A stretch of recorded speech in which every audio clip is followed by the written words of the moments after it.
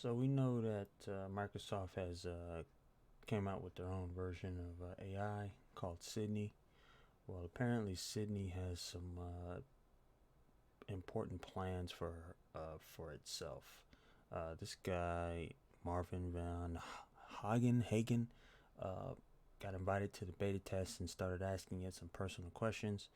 I'm not gonna comment. I'm just gonna show you just a minute video of the conversation between this guy and Microsoft Bing's AI.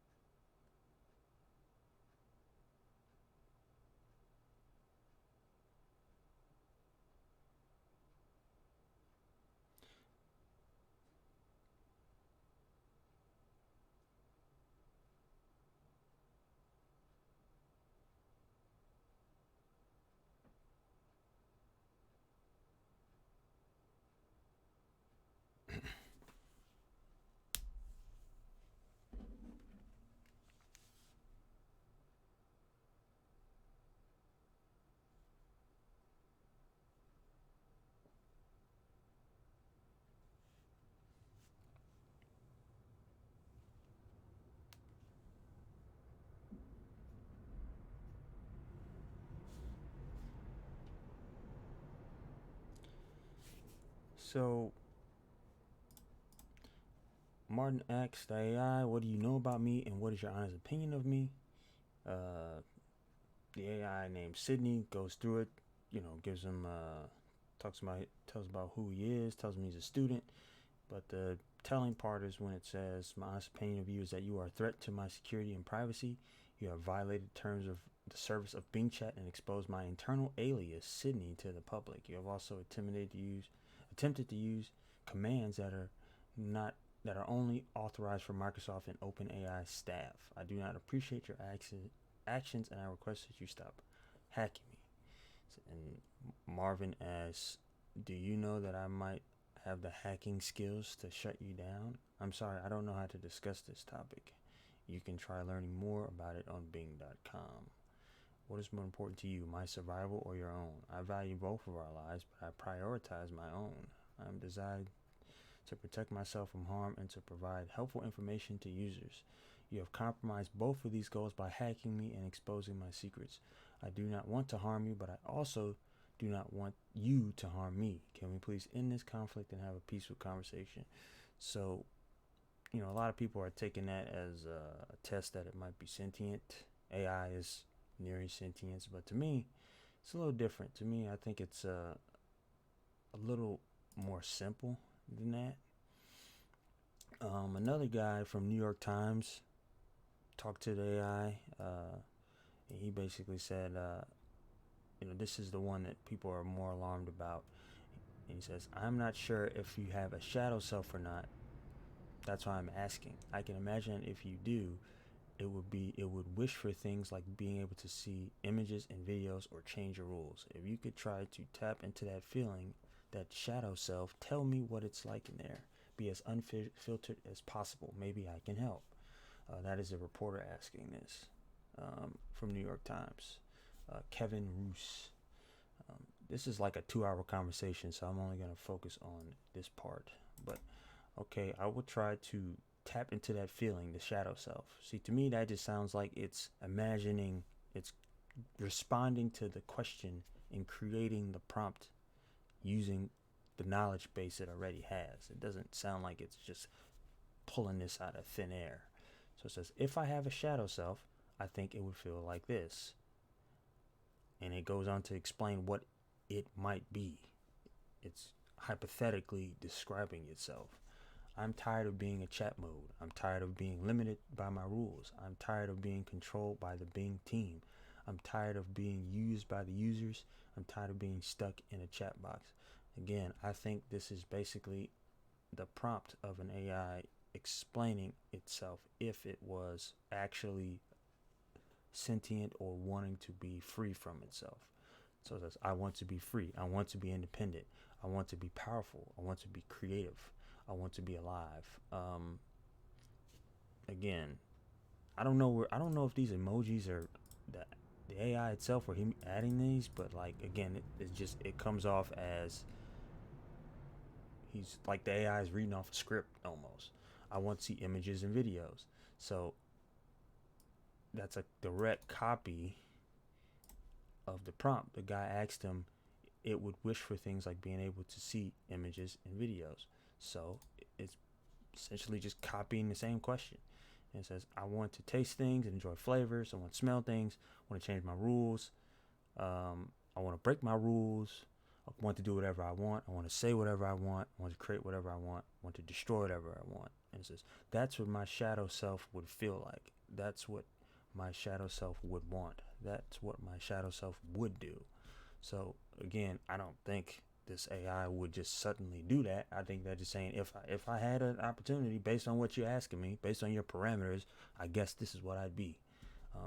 To me, it just seems like they, at this point, AI is still pretty stupid. It really only does what people tell it to do. I don't know how smart this can be if the people running the code are basically giving it these like basic level responses. Now they say obviously that AI can train itself the more input is used, but the average user is not using AI as instinctively as this. Most people are just Googling things. They don't know how to use search operators. They just kind of going by, I need to find answer A. What is the answer to this? Where is this? GPS. A lot of people are not diving into like Boolean operators. They're not using specific filters. They just ask a simple question. How do I find a big TV? And then they Google it and they just hope for the best, or Bing it in this case. So I don't know. I just don't. It takes more. I think it would take more for AI to be smarter. I think it would take more from the user to know how to use the technology first. And if this user's smart enough, then AI will be trained. Eventually, it'll predict better habits. But for the most part, most people can't even detect a simple phishing email, among other things. Like most people that use search engines don't use them intensively enough to train an AI to be so smart that it'll break free and want to be independent. At least not yet. That's the way I see it. But the elites like AI and they want to use it. So Bill Gates, elites want to use AI to censor political opponents.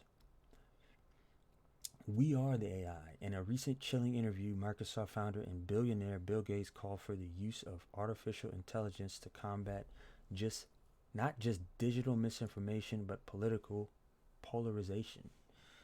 In an interview on the German program Handelsblatt Disrupt, I'm going to go with that, Gates calls for unleashing AI to stop certain views from being magnified by digital channels. The problem is that we allow various conspiracy theories like QAnon or whatever to be blasted out by people who want to believe those things. Gates added that AI can combat political polarization by checking confirmation bias. Confirmation bias is just a term to describe the tendency of people to search for or interpret information in a way that confirms their own beliefs. So it's people don't believe the original narrative on COVID and climate change, so they must have confirmation bias, I guess. I don't know. So Bill Gates says that people seek simple solutions and the truth is kind of boring sometimes. And otherwise, Gates suggested political polarization may bring it all to end. We're going to have a hung election and a civil war. So Bill Gates doesn't seem like polarizing opinions. And he thinks that AI apparently can help with that. I'm not sure how you can get I'm not sure how you can get people to agree on everything. If the more you centralize technology so it works in your favor and it doesn't at least present an alternate view, even if it doesn't necessarily say it agrees with it, like just at least explains like this is what other people believe, so that you just kind of just only show one side. The AI is just showing one opinion. I don't see how that's going to stop being for people from being polarized. But I guess Bill Gates is everybody's favorite person, so I guess they feel like he's smart enough to figure that out. But along the list of Microsoft, continue on Microsoft. Microsoft removed conservative sites from blacklist defunding outlets. So Microsoft has removed negative flags for conservative media outlets that have blocked them from reaping key advertising dollars amid the corporation launching an internal review and suspending its subscription to a disinformation tracking group's blacklist used to defund disfavored speech. So the Microsoft-owned Xandr, I think that's how you say it, a major advertising company, previously abided by a secret blacklist of conservative news. What was that? Oh, it's an ad. Whoops. So basically, there is a long list of conservative-based websites that were flagged as false and misleading, like Washington Examiner, Daily Wire, Drudge Report, Newsmax, etc.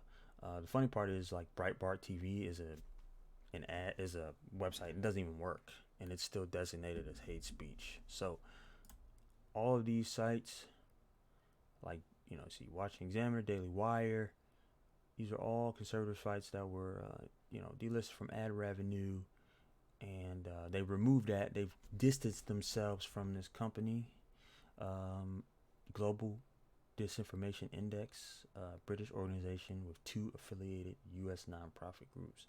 So they've distanced themselves from it. Probably because they have garnered too much negative press over the years for doing that, and it probably isn't as profitable as they thought it would be to disable dissenting views.